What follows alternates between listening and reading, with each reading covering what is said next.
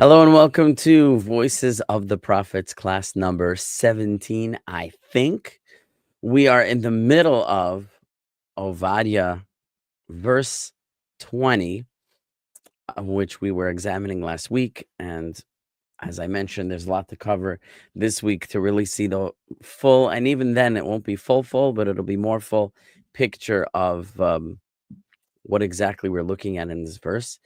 I would like to welcome Lisa and Colin to the studio, and whoever might be watching on YouTube. I see right now there are 2 viewers on YouTube. This series is brought to you by the Seattle Kollel, seattlekollel.com, seattlekollel.com. Please consider visiting their website and making a tax-deductible donation. If you'd like to support this channel directly, you can become a channel member using the join button on the channel page that you're looking at, hopefully. And you can also make donations through the donation links in the video description. You can support the channel by shopping artscroll.com/Rebbi Rafi, REBBI RAFI. Any products you purchase on ArtScroll using that link, I will earn a commission. I want to give a few different types of thanks right now. First of all, thank you to David Ivans, who made a contribution to the channel recently, and I'd like to acknowledge that contribution. In fact, I think there was a dedication, and now that I'm saying that, I forgot what the dedication is. Let me check if he sent me that. Let's see. Yes, it is the donation to support our learning as a merit and protection of the Jewish people being held captive. May they be returned in peace. And in addition, I want to acknowledge and thank all the people who responded to my email. Those of you watching on YouTube, if you're not on my email list, you don't know, but I sent out an email asking for some help. My daughter's been stuck in Israel since the fighting started, and from the time they opened up the airports, it's been very hard to get a ticket back. The tickets have been very expensive, and I had to purchase a very costly ticket to bring her back, and I did ask people to contribute to help me to pay for that, and people responded very generously, and I just want to thank everyone who did respond to that and offer some contributions. And I just want to say, please don't send any more for that purpose. We're covered. I'm definitely at a place where I can manage the cost with the help that you gave. So please don't give any more for that. Thank you so much. And we have Bree in the studio and Golden Gun on YouTube. Abarbanel is the man. I think people prefer Malbim, who's also great just because he isn't so long. Okay, so we mentioned that we're going to examine Abarbanel's approach to verse 20. It's true that he was very verbose. His commentary is very verbose. That means he's very wordy. It's very lengthy, a very lengthy commentary, and we're going to look at his commentary, God willing, in 3 different writings that refer to this verse. So it's like I said, it's a lot to get through. It'll take the entire class. And Golden Gun mentioned Malbim. Malbim was also very analytical. Malbim will often draw from Abarbanel within his commentary. He may sum up Abarbanel's commentary, and he's more brief. So that's why he meant that people may prefer Malbim. But they do align a lot of times in their explanation. They also differ a lot of times. Abarbanel is 15th century. Malbim is 19th century. So they are separated by a number of hundreds of years. But Malbim did draw a lot from Abarbanel in writing his own commentary. So fine, that's enough said about that. Let's take a look at the text. How do I share the text? Like this. Boo. Okay, let's go back up to where we were last time. Okay, so I did enlarge the text a little bit from last time. Hopefully it's a little bit more visible. I enlarged the oh no, it looks the same. How could that be? No, it's a little bit larger. Okay. So here, we were in verse number 20, where it says, Vigalut hachel hazeh livnei Israel asher kenaanim ad tzorfat. And the exile of this chel, and we said all the commentaries that we saw explain the word chel, which is spelled here chet lamed, as though it were spelled chet yud lamed, which would be pronounced the same, and it means a large group of people, as we mentioned. The exile of this group of people, of the children of Israel, we said that are Canaanim, that are Canaanites, ad Sorfat, until France. So one explanation of that is that they were exiled to the place where the Canaanites went when the Jewish people conquered the land of Israel and the Canaanites fled. So now the Jews are exiled to those same lands, and they are as far as Tzorfat. And there was a question where Tzorfat is. We'll talk in a minute about what we have said about it, what we haven't said about it. And then it says, V'galut Yerushalayim asher b'Sfarad, and the exile of Jerusalem that are in Sfarad. And we said Sfarad, basically, according to everybody, is Spain. Yirushu et Arei ha-Negev. They will inherit the cities of the south. And that either means the city of the southern part of the land of Israel, or it means the cities of Edom, which was south, the original land of Edom, the biblical land of Edom, which was south of the land of Israel, will be inherited by the returnees from the exiles. And some of the commentaries suggested that the first group of the children of Israel is referring to the 10 tribes, and the second group, which is the exile of Jerusalem, is referring to the Judahites, which would be the Jews of today, right? But it says specifically they went to Spain. Now, that's not sufficient to explain, as we said last week, the exiles of the known Jews throughout history, which were not only in Spain, which were also in other parts of Europe. So therefore, many of the commentaries therefore say that the meaning here is that it's talking about those Jews who went as far as Tzorfat, and that Tzorfat means France. We saw this in Rashi, we saw this in Radak, we saw this in Ibn Ezra. And some of the commentary said that along with France, it says they're exiled until France includes the lands of Almania, which we said is Germany, and a mysterious place called Ashkelonia, which we will discover today, hopefully, where that is. And as for saying they're Canaanites, so there seemed to be this belief that the Canaanites, when they left the land of Israel, went to Europe and settled in these lands, including Germany, and that the Jews there now are living together with the descendants of the ancient Canaanites. Okay, so I think where we left off, we kind of had this picture that we're talking about two groups of Jews, one which became the Ashkenazic communities, and that's this first group that were exiled until France, and the second group, which became the Sephardic Jewish community. Okay, and through seeing the different commentaries that we saw last time and refer to the last class, that's more or less where we left things off. So there was a suggestion that maybe the first group was the 10 tribes, but that doesn't seem to fit with the idea that those are the Ashkenazi Jews, because as we know, the Ashkenazi Jews are presumably not descendants of the 10 tribes, or are they? But, conventional wisdom is that they're not.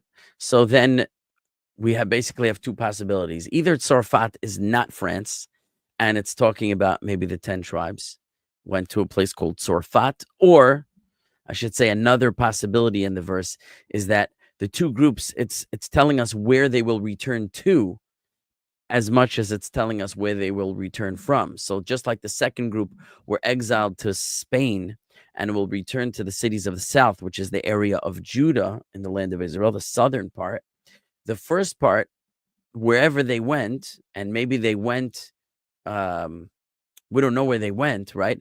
But they're going to return to Canaanim. We saw one of the commentaries, maybe it was the Targum, said to the land of the Canaanim until Tzorfat. And when we see the second suggestion of where Tzorfat is, you'll see that this really has to do with the northern part of the land of Israel.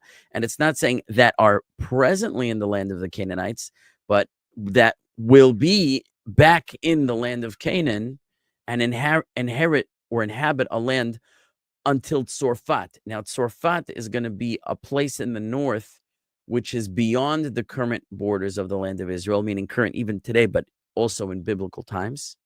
Just like the land of Edom extends southward more than in biblical times. So the second group is going to return to the south and inherit the Edomite lands beyond the original southern borders.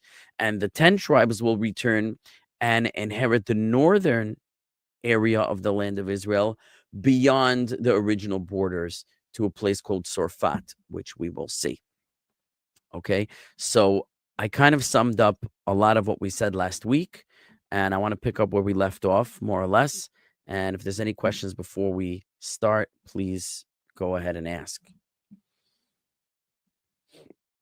Okay, interrupt at any time. The next thing I want to look at is a little bit of a tangent, but those who were in my Shir Hashirim series, the Song of Songs, Song of Solomon,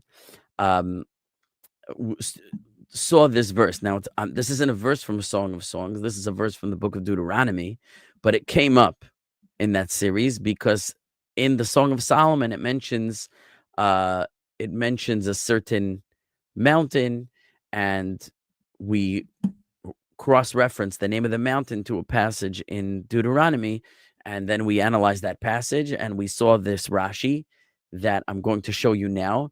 Now, while in that context, when we saw the Rashi, it was a little bit, I would say, interesting or weird. In this context, this Rashi has a whole new meaning. A whole new meaning, okay? So here's what it says in Deuteronomy chapter 3, verse 9. It's talking about Mount Hermon. Okay, Mount Hermon or Mount Hermon in the north of Israel is this big snow-capped mountain. Beautiful. You can go skiing there. It's amazing. So it talks about Mount Hermon, and it says this: Tzidonim yikre'u lehermon Sirion.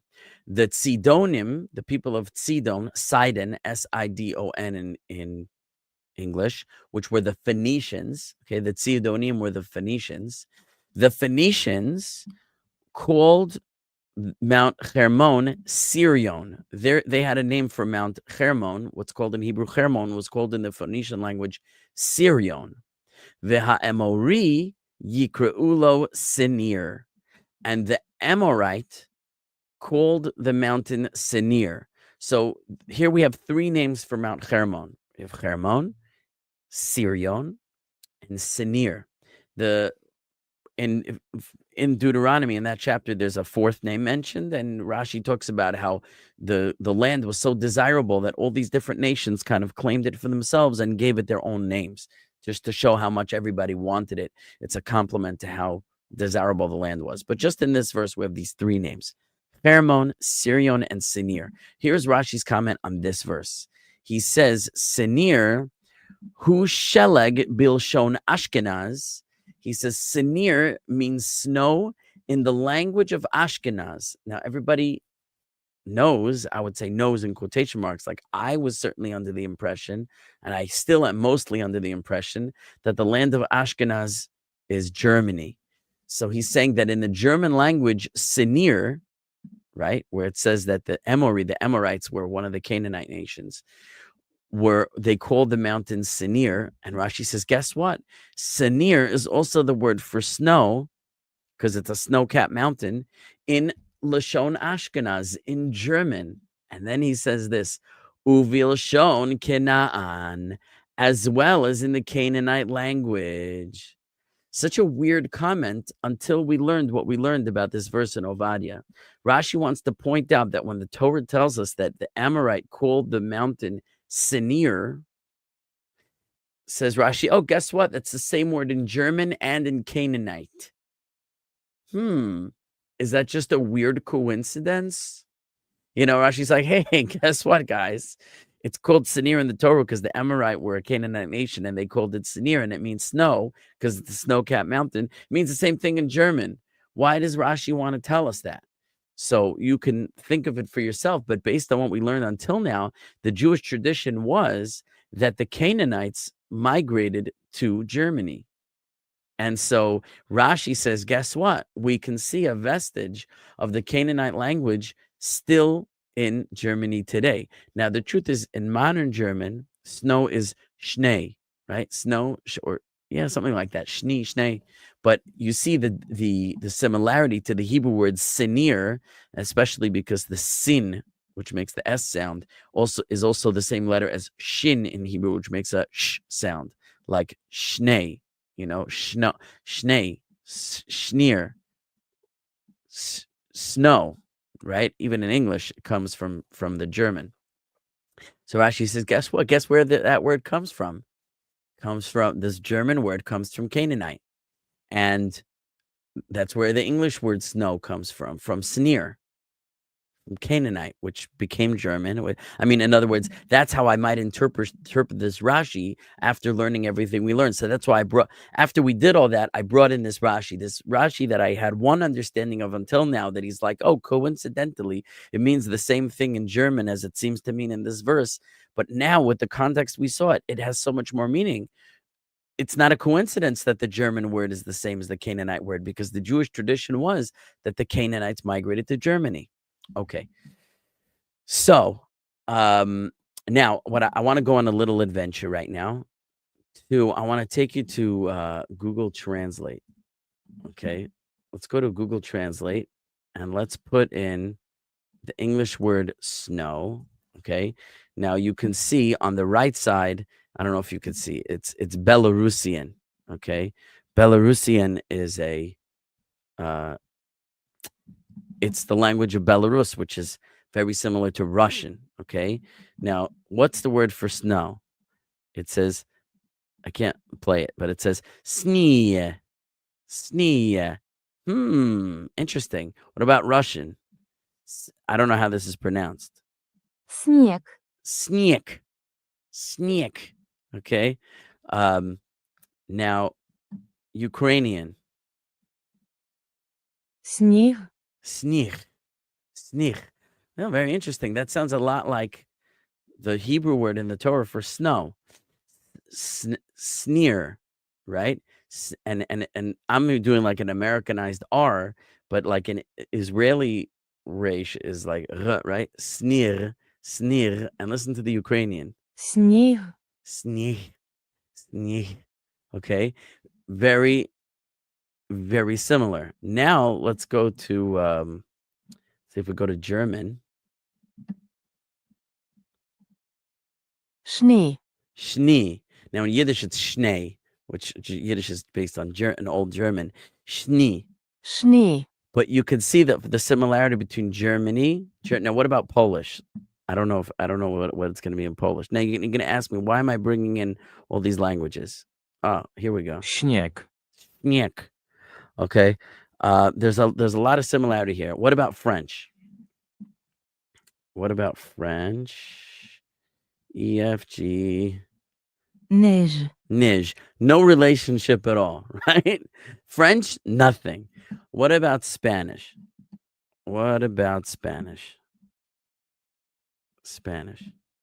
Nieve. Nieve, nothing.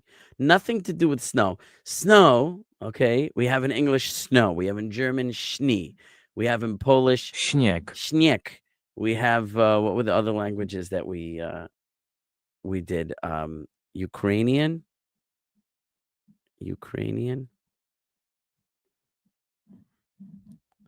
Снег. And we did Belarusian. Now, what do all these languages have in common? Meaning Polish, Ukrainian, Belarusian, here it says Snia, is they're Slavic languages, okay? They're very similar to the German. And the German's very similar to the English. Not the French and not the Spanish, different language group. But you can see kind of like a progression, an evolution across the Slavic lands across the Slavic and German lands. Okay. Now, if I'm just conjecturing, right? If a people were traveling from Canaan, they would be going from east to west. They would go through the Slavic lands to Germany, and you could see this trail of the sneer, or however it be pronounced, of the Canaanite language that Rashi talks about, making its way towards Germany. I'm just playing a thought game right now, but I did this before the class, looking up these different languages of which ones sound like this, and you can see almost a migration pattern. Okay, be that as it may, let's go back to the text. I want to share with you. I'm going to skip a lot because there's just not enough time. Here, I want to look at this now. Before I do, any questions until now? Okay, we have some comments here. Sirion is at the bottom of Syria. So similar. Oh, interesting that the mountain Hermon, which is called Sirion, is next to Syria. Very good. I didn't think of that. And it does snow on Mount Hermon. So it's a snow. That's what Rashi is referring to, the snow of the mountain. So the mountain was called Snow, right? I find the best way to use Google to investigate these kinds of words is to ask it something like, what is the etymology of the word X? It's becoming sophisticated in response. I've done a lot of that. Now, before I do the next, it's not a slide, but the next bit, I want to just remind you that the commentaries we're talking about the different lands that the Jews migrated to, and we had Almania, which we said is Germany, and we had this mysterious place Ashkelonia, okay, and France is very obvious where that is, and Spania or Aspamia is Spain, very obviously. But what's this Ashkelonia place? Now, Bree, you suggested last time Poland, okay, and I said hold that thought. Now I just showed you some linguistic similarities between what Rashi identifies as the Canaanite language and what we see in Slavic languages like Polish and going westward towards Germany.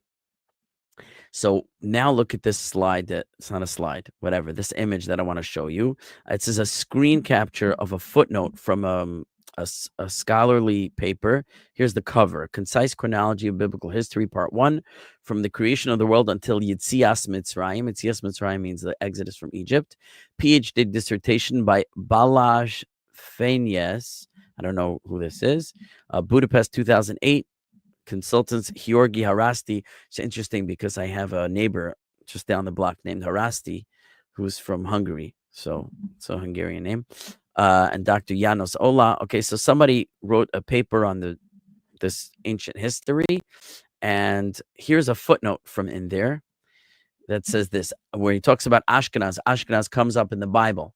So how did we get from the person Ashkenaz in the story of Noach and his children, and that Ashkenaz is descended from that? How do we get from there to the identification of the Jewish communities of Germany with Ashkenaz, that they identified this land as Ashkenaz? So he says Germany is identified with Ashkenaz for the first time in the Siddur of Rav Amram Gaon. That's early Middle Ages in Babylonia, actually in Iraq, possibly because it sounds like the German name of Saxony, Sachsen. So somehow Ashkenaz would have been an identification with Saxony. Okay, that is the suggestion of this author. Okay, he says that according to Sefer HaYashar, I'm not going to go into what that is right now, they identify Gomer, who's one of the descendants of Japheth, Yefet, with Germania. You could see Gomer, Germania, right? But Ashkenaz, he believes, comes from Saxony. But the earliest reference to Ashkenaz as Germany is in the Siddur of Amram Gaon. Okay.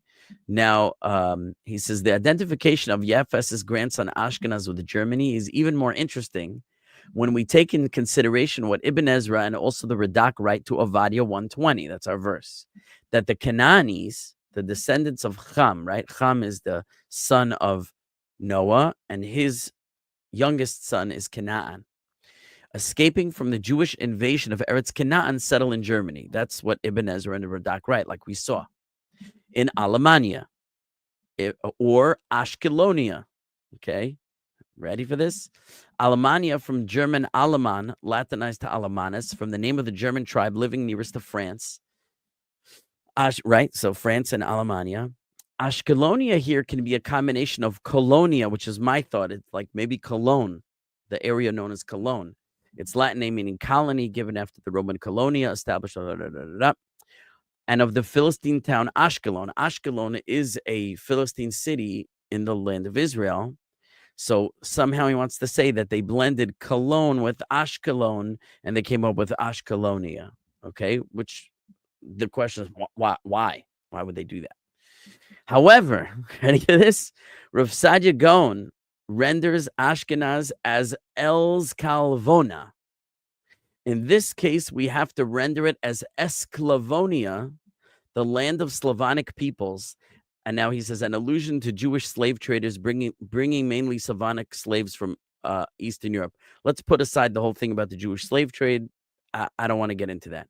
But Esclavonia is the land of Slavonic peoples. Now that he's revealed to us Esclavonia, let's look at that comment of Radak again, where he talks about these lands. So look at this, what we called Ashkelonia. If you can read Hebrew, imagine that we're reading it all wrong. It's not Ashkelonia.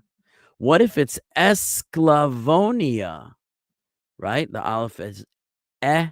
This shin sin is an S sound. S, kuf, ka, lamed, l, Esclavonia. And this vav is not the O sound, Ashkelonia, but it's a V sound, Esclavonia. So Almania and Esclavonia would mean Germany and the Slavonic lands or the Slavic lands. That and in fact, that would be very accurate. As Brie pointed out, the Jewish community in Poland and Eastern Europe is very old. Now, according to I would say any reliable account of history, the Jews migrated eastward from Germany to Eastern Europe, and that is verified by everything, all the evidence. Of course, there's the silly Khazar theory that the Jews came westward from Eastern Europe, Ukraine, where the Khazaria, the Khazar kingdom was, which were Turkic people that conquered part of Eastern Europe, and that they converted to Judaism and they moved westward and became the Ashkenazic Jews. That is totally discredited for many, many reasons I don't want to spend time doing here right now. But it is a fact that the Jewish communities in the Slavic countries like Poland are very, very old.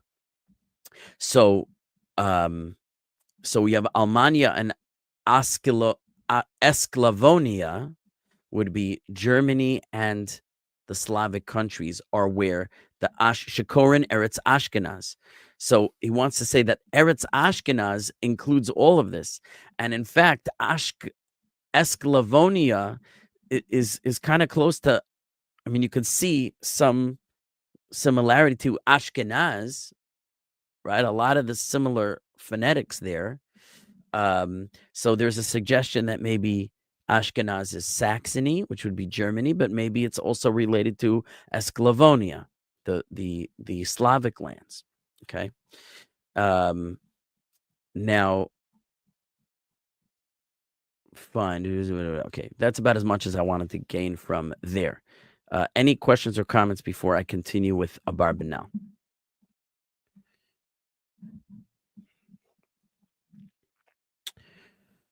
Golden Gun asks, can we back this up with genetic tests or info? It depends what. Meaning, to my knowledge, while I've mentioned a lot here about how Ashkenazic DNA does back up our own historical tradition of migration, and also confirms we're not Turkic Khazars, but we are Middle Eastern / Italian migrants. As far as that, a link between, let's say, Germans and Canaanites, Slavs and Canaanites, I'm not aware that there's such genetic evidence for that. Okay, and maybe for good reason. So let's continue with Abarbanel. Now, Abarbanel starts out in his commentary to the book of Obadiah on verse 1 with a series of questions that he feels that none of the prior commentaries have sufficiently satisfied. And therefore, he comes out with like a kind of new way of understanding the text that answers these questions. I'm not going to go through all his questions and his whole commentary. Most of our series has been the standard understanding of the classic commentaries. Abarbanel is a bit off the beaten path. But here, his sixth question, which he poses in the beginning of the book, is directly related to our verse. He says, my sixth question is, when it talks about Galut Hachel Hazeh, the exile of this group of people, which are of the children of Israel that are Canaanites until Tzorfat. He says, what are the Canaanites doing in this verse? And what is Tzorfat doing in this verse? So he says that the Radak says that the Canaanites are the, talking about the Ashkenazim, meaning he means not the Ashkenazi Jews, but the Ashkenazi non-Jews, meaning the Germans, which he says, which are the lands of Alamania. And look what the next word is here. I don't know if you can read this. Ashkelonia.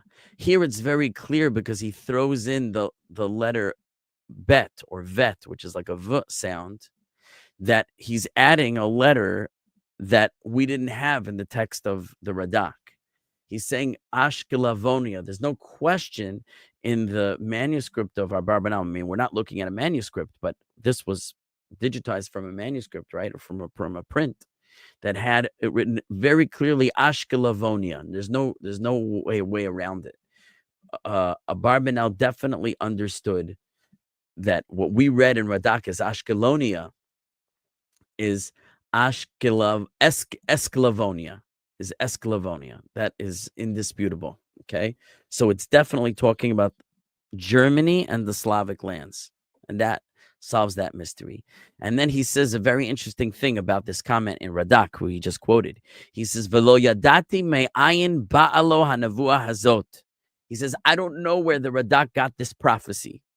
Now he's being tongue-in-cheek, like the Radak pulled this out of nowhere. He must have gotten some type of a prophecy to have said something which there's no source for it and there's no evidence for it, right? So he's being tongue-in-cheek. He's not actually acknowledging that he agrees. He says, excuse me. He says, I don't know where he got this prophecy. Which prophecy? That such lands were settled by Canaanites. He says, where did he get the idea that Canaanites were living in Germany and the Slavic lands? He says it must be that he's just quoting Ibn Ezra, who Shashama mipi Gedolim, who Ibn Ezra quotes the Gedolim, the great ones, as we saw, that Eretz Ashkenaz, the land of Ashkenaz, was settled by Canaanites who ran away from their land because of the Jews. And then he writes this, Ve'ein hadavar kain. He says, and this is not so. It's not true. It's not correct. It's not accurate. He says, like Bree said last week, Ki ha'Kena'anim avru la'Afrika. What are you talking about? The Canaanites didn't go to Europe. The Canaanites went to Africa. Kemosha amru chachamim zal, like our sages told us. And I mentioned that last week, I believe. Yeah. So he says, I'm going to explain the verses in a way that makes more sense. So he dismisses, in the beginning of his commentary, he dismisses Radak and Ibn Ezra's contention that the reference to Canaanites in this verse means that Canaanites settled in the lands of Ashkenaz. And then he goes on from there. Any questions until now? Okay. Now here I quoted the commentary of Mitzudat David and Malbim. I feel so badly because we're running short on time and there's so much to get through in the Abarbanel's commentary, but I don't want to miss out some interesting things that they say. So I'll try to go as quickly as I can and you'll forgive me. So let me just skim through this.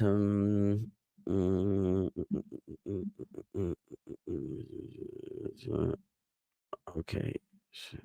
Okay. Well, this we can skip that. Okay. I'm sorry. We say chaval al da'avdin. Sorry for what we're losing out, but I think I have bigger priorities to get to in this class. Okay. Now the Malbim says that according to the prophecy in Ezekiel chapter 47, the children of Dan, the tribe of Dan, will inherit Sorvit Sidon, that's Tyre and Sidon, which is the land of the Phoenicians, which will be added on to the land of Israel. And the children of Dan were exiled first because they lived, so to speak, outside of the land of Israel.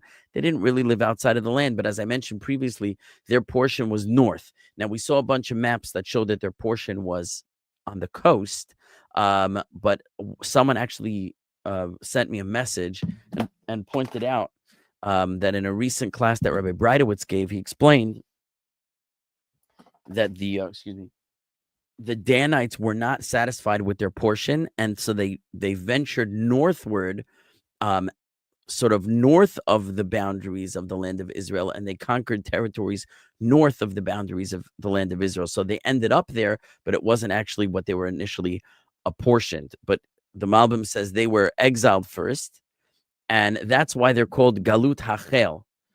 Galut Hachel, he wants to say, like we'll see in the Abarbanel, does not mean what everybody else said until now, that Chel means a large group of people. Chel here means from the Hebrew word Hatchala, which means beginning.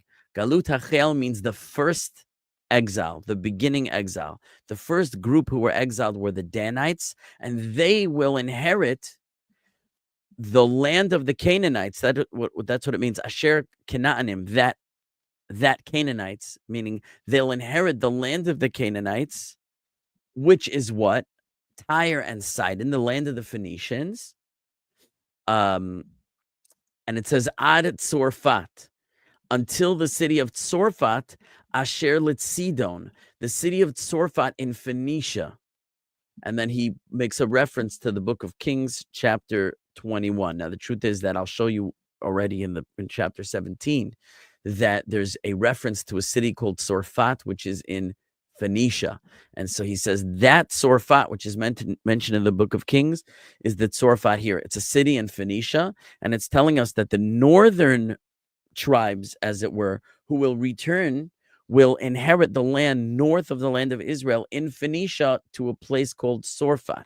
Okay, whereas the southern group will, that is the Judahites from Jerusalem, they will inherit the southern area. Okay, and they're the ones who went to Spain. So where does that leave everybody else? Question mark. Can I just make a comment, please? Please.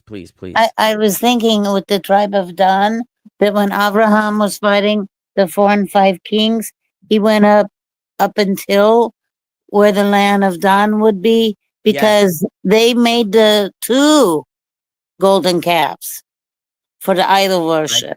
That's right.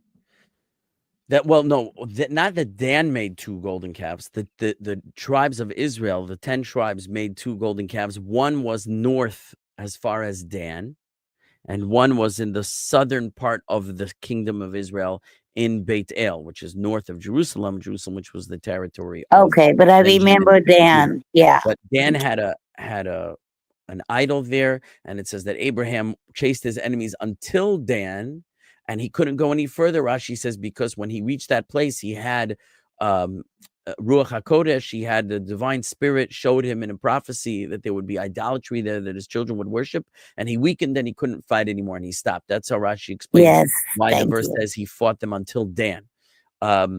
So correct. So Dan is this portion north, and by the way, it says he went as far as Damascus.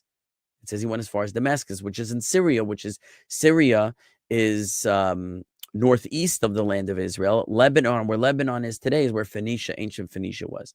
So now you can see on this photo here, there's scholars identify Tzorfat Asher Sidon, that is the Tzorfat of the Phoenicians, with the modern city of Sarafand in Lebanon. Here you can see on the map, here's Sidon, here's Tsor, Tyre, and here's Tzarfat right between the two. So that kind of makes sense, right? Okay. And that's the approach of Malbim. Okay, now we get to Abarbanel. Abarbanel is very lengthy, and we have very little time, and I want to do it as much as I can because it'll blow your minds, okay? So Abarbanel, I'm showing you 3 sections. One is his commentary on our verse directly. One is his book, Mashmia Yeshuah, where he deals with many messianic prophecies, specifically those that deal with the downfall of Edom, and he goes through them one by one. And so the 9th one is Obadiah, and I'm going to read you what he says there. And I'm going to read to you, God willing, if we have the time, from his commentary on the Book of Kings. At the end of the Book of Kings, where it talks about the exiles of the Jews, he talks about the exiles there.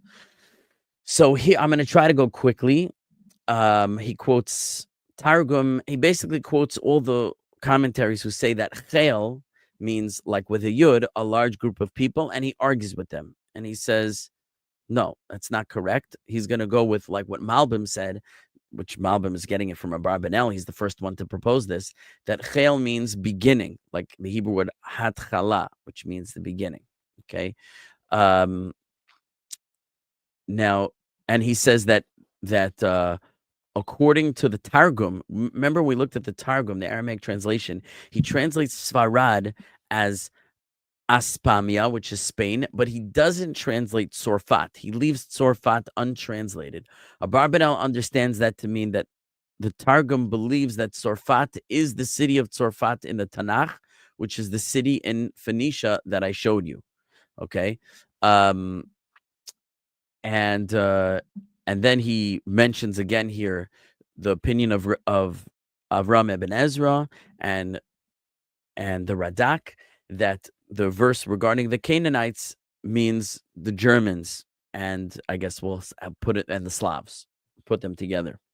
Now the Germans would be very insulted that we would say that the Germans and the Slavs are of a single origin, because the Slavs were considered a very inferior people. And as we saw a little bit in that footnote over there, the Slavs were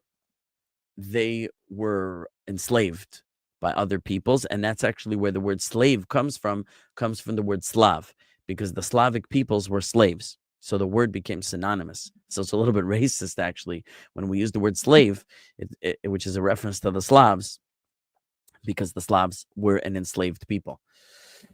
So the Germans are not going to like to be associated with that, because the Western Europeans were some of the people that enslaved the Slavs, as it were.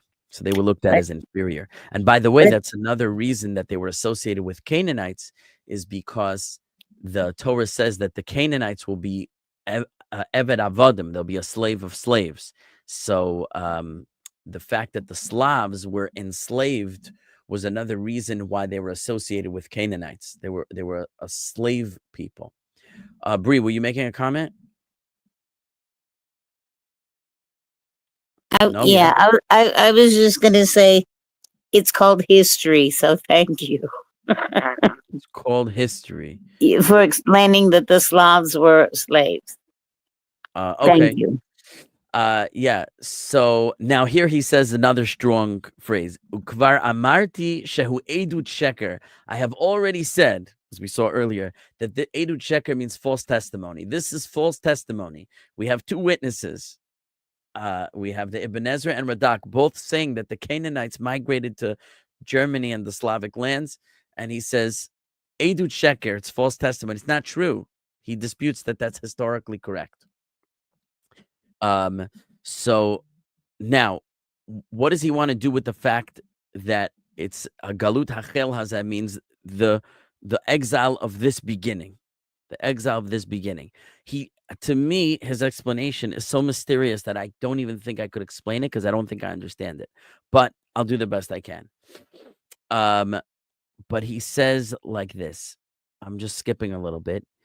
he says it is talking about those Jews who were exiled to the land of Edom, Asher LaNotzrim, that belongs to the Christians.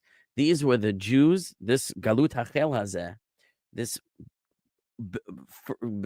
exile of the beginning, what he calls of the beginning, were those who were exiled to the Christian lands.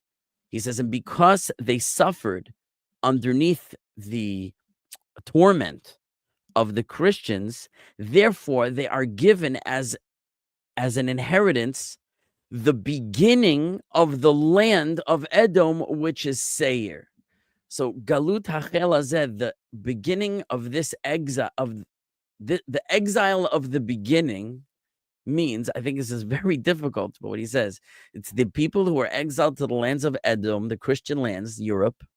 They suffered, and because they were tormented by the Edomites, they are rewarded by inheriting the original beginning of the Edomite land. That land of Edom that's south of Israel will become their inheritance because they suffered at the hands of Edom. So the beginning means the people who will inherit the beginning of Edom's dominion, which is the isn't that midah keneged midah? Yeah. I think that's no problem. Measure for measure. That's how we understand the exile of this beginning. Means this exile of the Christians will inherit their beginning.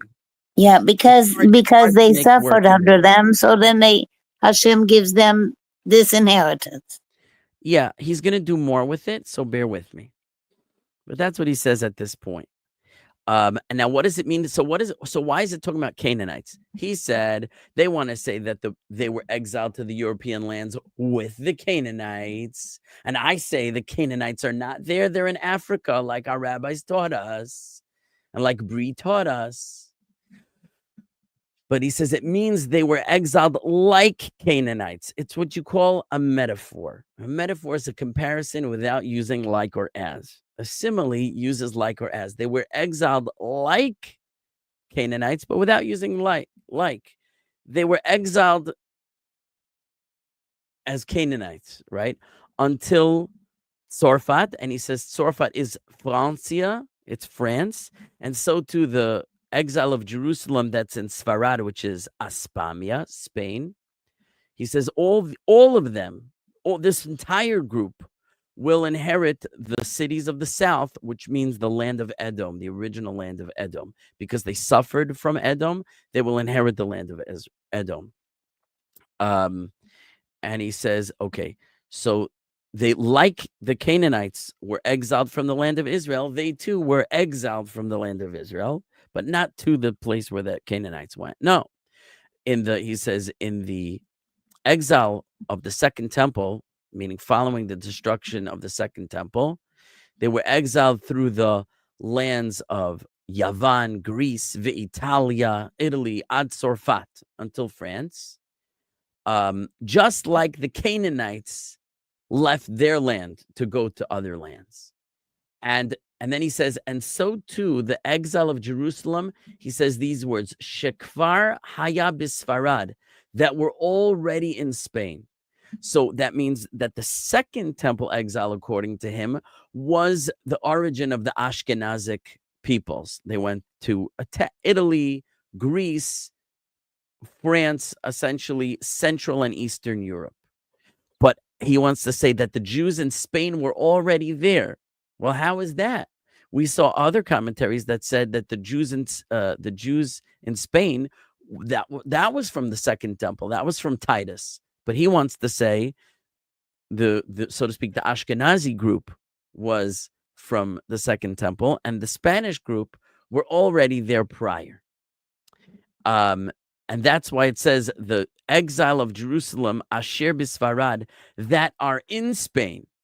He says this, because the people of Judah went to Spain already from the destruction of the first temple.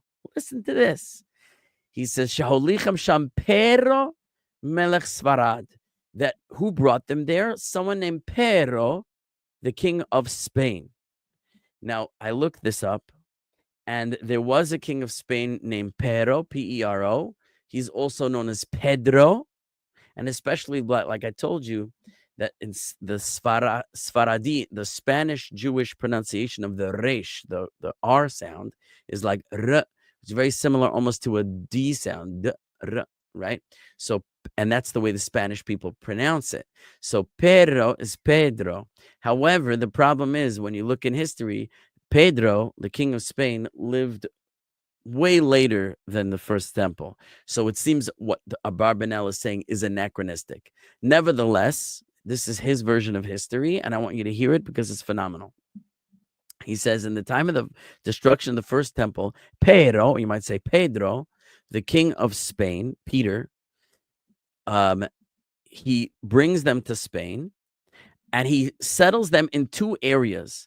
One is Luzina. Now, if you ever hear like a Hispanic person talk, the Z sound they pronounce like an S. So this would be like Lucina or Lucena, which is a place in Spain. Okay. Shahaita az ir gidola Andalusia. At that time, Lucena was a great city in Andalusia. Andalusia is Spain. It's another word for Spain. Asher mi Malchut Castilia. Under the kingdom of Castilia, the Castilian kingdom. These are all historic Spanish kingdoms, but they're not, it's not the right time period to put the Castilian kingdom in the time of the first temple. It's a much later kingdom. And he says the second area, the first area was Lucena, and the second area is called Tulitula. Now, anyone have an idea where Tulitula is? Tulitula is the city of Toledo. Okay. So the Jews were in Lucena and the Jews were in Toledo. And he says, just like I wrote at the end of my commentary to the book of Kings, which I hope we'll look at. The problem is our time is up. So I don't know how we're going to look at it, but maybe we'll stretch it. I don't know. Maybe we'll continue next week. He says, now, don't be upset. He says that the verse mentions Tzorfat, France, Velo Zachara Inglaterra. It doesn't mention England.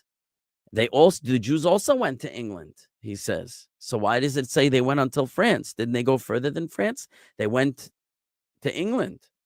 And he says, you know why? Because the island of England, rather, was part of France. And therefore, the prophet calls it France. So when he says France, he's also talking about England, because England was originally part of the French kingdom before it became independent. Okay. And he says, and in the ancient books, I don't know what books he's reading, he says in their books of antiquities, it's called Sarfat, the island of France. Okay. France Island. England used to be called France Island. Okay.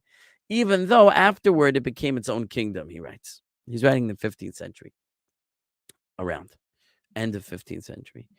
So, and now he says the following. We're getting to the end of his comments on Obadiah. He says, even though now there is not in France nor in Spain any person, he says, Ish asher b'shem Yisrael yechune, any person who would call himself a Jew.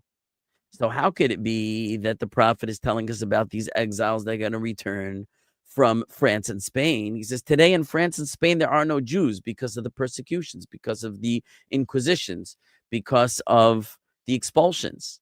There are no Jews in France and Spain today, writes Abarbanel at the end of the 15th century. He says these amazing words, Lo ish el v'chazev. God is not a man that he should lie. So, of course, the prophecy is true. He says, why?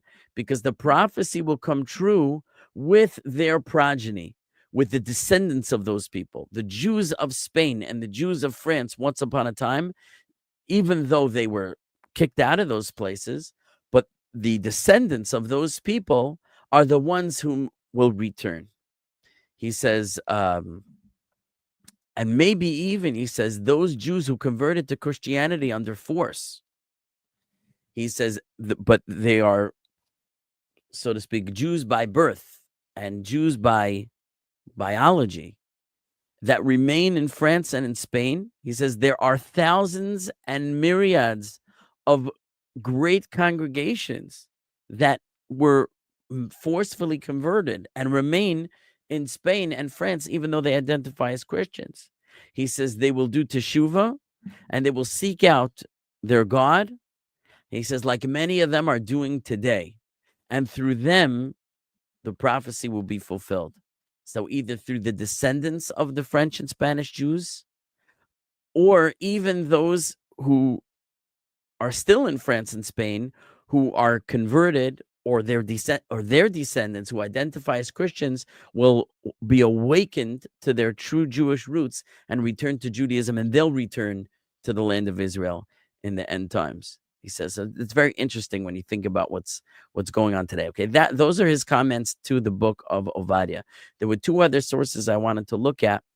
One is his book Mashmia Yeshuah, which is specifically about the prophecy surrounding Edom, including Obadiah, and then his comments on the book of Kings. Okay, but because they're quite lengthy and it's already after 9 o'clock, I think we'll save the end of Abarbanel's comments for next time, just because we're out of time, and I want to respect your time and I want to respect my family's time.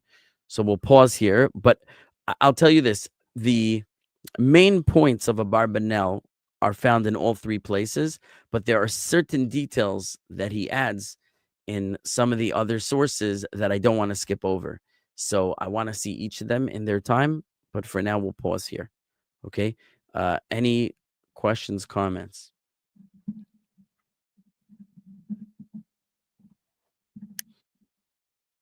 I appreciate the detail and your research. Thank you, Rabbi. Oh, you're welcome. A lot of time was put in, but there's so much packed into the Abarbanel that I can't skip over it. Linda Hill is waving hello. Trey Bishop is here. Golden Gun, that is cool. Assyria exiled them, carried them away, and Assyria was on top of Israel.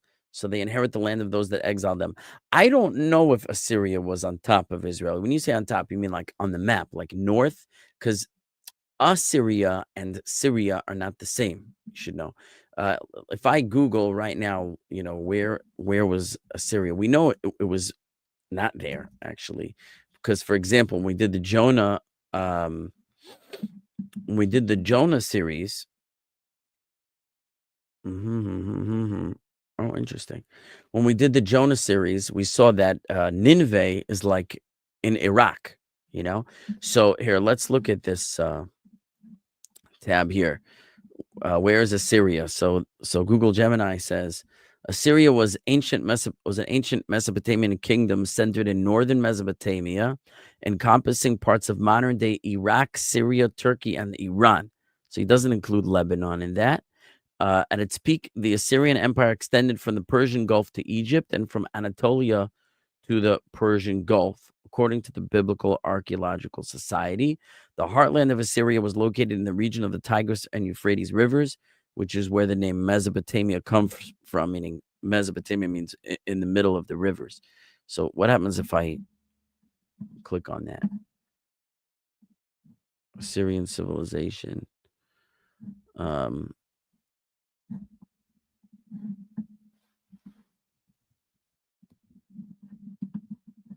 want to see this a little better.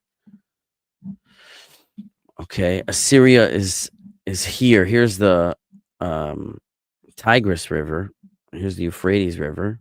Okay, Syria is over here, and Assyria is over there. So here's Iran, modern day Iran, right?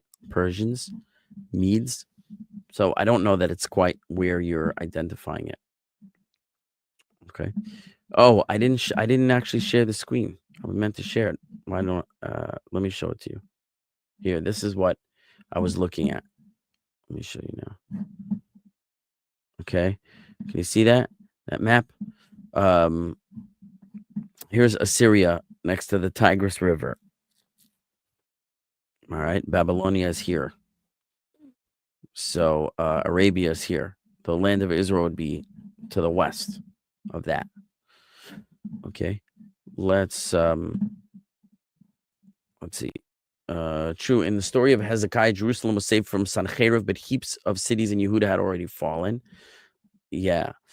This would be very close to home for the Abarbanel, as he was exiled from there, chose to go with his people. Yeah, it was exiled from Spain. Exactly what he's talking about, the persecutions in Spain, and that there were no Jews left there was something that he himself experienced.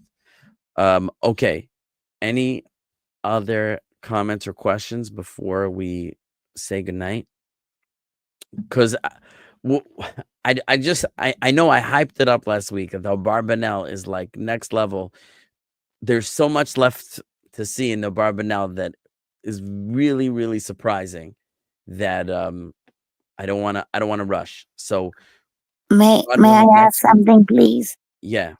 It was something someone had said, because Sancherib put all these people, all different places that was not their land. Yeah. So does that have something to do with also these exiles coming back? Well, I'm not really sure what your question is. Because he dispersed all these different nations, all Well, these different peoples. right. Well, what Abarbanel seems to be describing is specifically the people of Judah. It sounds like, although maybe I need to take a second look. I already looked at it a few times. Maybe I need to take a 10th look at it, because since he says that he says that the Jews in Spain were already there from the first temple, but that's Judah. That's specifically Judah. And then he wants to say that the two groups then that we were saying, the two groups, maybe there's the 10 tribes is one group and Judah is the other group. According to Abarbanel, they're both Judah, but one group was exiled to Spain with the first temple, and one group was exiled to the Central and Eastern Europe with the second temple. So it's like the Ashkenazic communities are a product of second temple exile, and the Sephardic communities are a product of first temple exile, but both communities are Judah. And he seems to somewhat ignore the 10 tribes in this verse. That this verse is not talking about the 10 tribes. So he doesn't say anything. We saw in some of the other commentaries, the first group is the 10 tribes, and the second group is Judah. And that interpretation seems to go with the idea that Sorafat is not France, but Sorafat is Phoenicia, and it's talking about where they would be returning to. Just like the second group, it tells us they're going to return to the land of the south. The first group, which are the exiles of the 10 tribes, will return to the lands of the north. Okay, so there's north and south. Those are different ways of looking at it. If we look at it, that's the 10 tribes. The 10 tribes will be returning to the north, and the tribes of Judah and Benjamin will be returning to the south. Abarbanel's approach is no. It's Judah from the first temple was exiled to Spain by King Pedro, and Judah in the second temple was exiled to Italy, Greece, Germany, and perhaps, as we said, the Slavic countries. Does that make sense? Okay, so take my word for it that the end of the end of the Abarbanel. The Abarbanel's comments, especially at the end of the Book of Kings, are something you've never heard or seen before and are not likely to hear or see again. And once we finish up with that, we'll be at the end of the book, because then we have the last verse. And the last verse also, I have to caution you, is a big can of worms. The last verse is another big can of worms. I don't know how long it'll take to get through it, but I sure hope it's going to be worth it, because it's a big can of worms. you know, as the end should be. It should be a climactic ending. Should be something exciting. So, So you allow extra time for a can of worms? well, we'll see how many more sessions. Abarbanel, I think, will finish next week. How much time we'll have for the next can of worms is a big question. So we may have to extend the series another week at least to explore the can of worms that'll be opened when we get to the last verse. Okay, so thank you for joining the class, and stay tuned for the exciting conclusion of the Abarbanel next week. Yasher koach, Yeshua tov. Okay, Shavua Tov. Thank you, Thank Rabbi you so Mullet. much, Rabbi. Bye-bye.